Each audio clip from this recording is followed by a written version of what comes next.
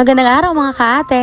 Another day with Luto Serie. Natagalan nga tayo ng huli natin pag-upload. Kaya naman naisipan ko ngayon na magluto ng merienda. Bale magluluto nga pala kami ni Ate Laika ng turon. Tapos lalagyan namin yung Goya Choco Spread para maiba naman ng konti ang ating turon for today's video. Ay abo! Sa paghiwalay pala ang ng pambalot ay pahirapan.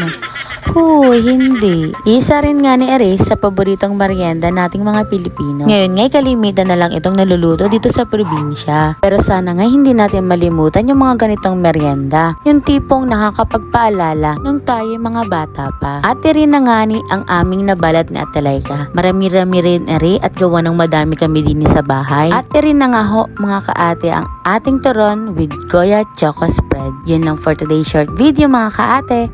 Salamat sa panonood!